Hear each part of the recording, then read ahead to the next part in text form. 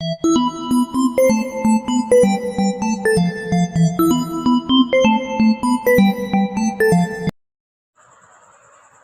दोस्तों, welcome back to my channel. मैं ज़ोया और आज मैं लेके आया हूँ चैप्टर नंबर 3 क्लास 12 का, ठीक है, जिसका पार्ट 1 पढ़ने वाले हैं। ये हमारा सेकंड बुक का है, ठीक है। और इसमें हम पढ़ने वाले हैं नियोजित विकास की राजनीति, ठीक है। तो नियोजित विकास की राजनीति यानी कि जब हमारा चुनाव उस टाइम मैंने आपको पहले बता देता कि हम इस बुक में जब हमारा देश आज़ाद हुआ यानी 1947, ठीक है, से लेकर अब तक की क्या हालात चल रहे हैं वो हम इसमें पढ़ने वाले हैं। तो हमने अभी आज़ादी के बारे में पढ़ा, चुनाव के बारे में पढ़ा, ठीक है। अब हम पढ़ेंगे विकास किस तरह से किया गया, किस नियोजित रूप से किया गया, ठीक है। तो हम वो जानने वाले हैं इस चैप्टर में। बिना टाइम जाया कि हम पहले पढ़ना शुरू करेंगे। तो जो हमारा है राजनीतिक फैसले और विकास, ठीक है। तो राजनीतिक फैसले किस तरह से होते थे हम ये जानेंगे इसमें। तो देखिए, उत्पादन के इसमें थोड़ा जूम कर देती हूँ, आपको थोड़ा नहीं दिए। अब देखिए, इस्पात की विश्वव्यापी माल बढ़ी तो निवेश के लिहाज से उड़ीसा के एक महत्वपूर्ण जगह रूप में उभरा, ठीक है। तो जब इसमें क्या है कि जब इस्पात शुरू हुआ यानी कि हम उड़ीसा जो है हमारे खाद्यान्न का यानी कि गेहूँ जो फसलें जो हैं वहाँ बहुत अच्छी उगती है। तो उसमें यही जानने वाले हैं कि किस तरह से क्या वहाँ पर उत्पादन होती है। तो उड़ीसा में लोहा अयस्क जो है वो उसका भंडार है, विशाल भंडार था, इसलिए उसको ज़्यादा महत्वपूर्ण दिया गया है, किसको, उड़ीसा को, ठीक है। और सभी इसके दौरान बाकी था। उड़ीसा के राज्य सरकार ने लोहा अयस्क के इस आपातिक मांग को भुनाना चाहा, यानी उसको क्या करना चाहा, डेवलप करना चाहा, ठीक है। अनेक अंतर्राष्ट्रीय इस्पात निर्माताओं और राष्ट्रीय स्तर पर निर्माताओं के साथ सहमति पर हस्ताक्षर किए, ठीक है।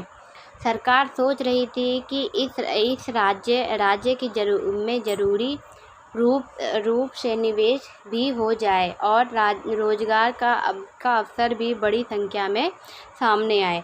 लोहा अयस्क के ज़्यादातर भंडार उड़ीसा के सर्वाधिक अविकसित इलाकों में है, खासकर इस राज्य में आदिवासी बहुल जिले में थे, ठीक है।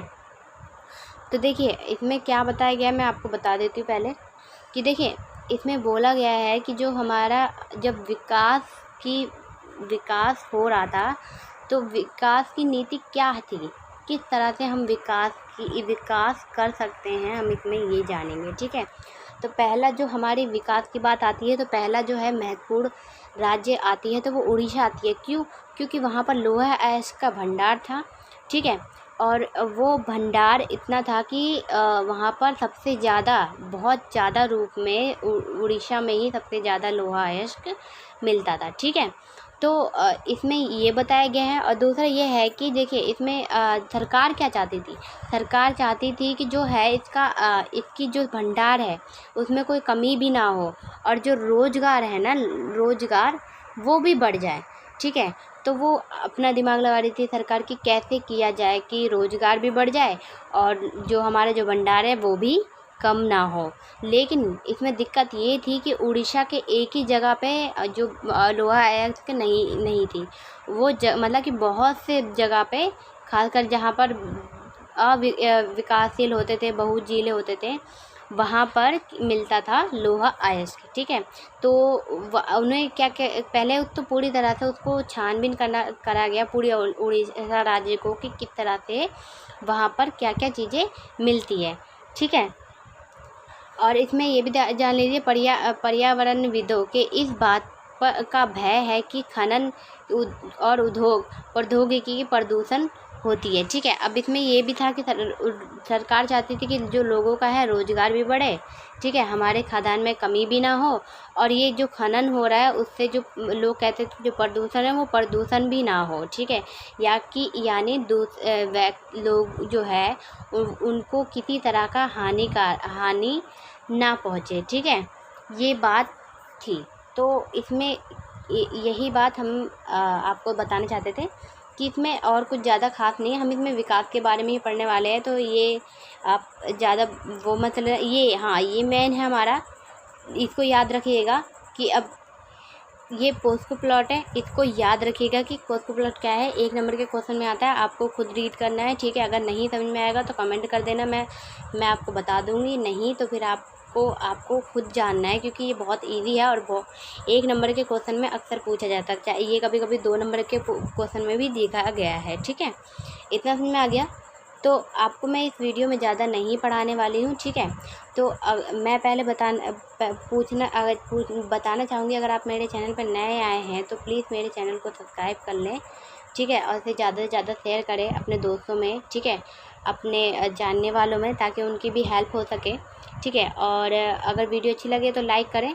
चलिए आगे, ये वीडियो ज़्यादा लंबा हो जाएगा, इसलिए मैं इस वीडियो में ज़्यादा कुछ बताऊँगी नहीं, ठीक है।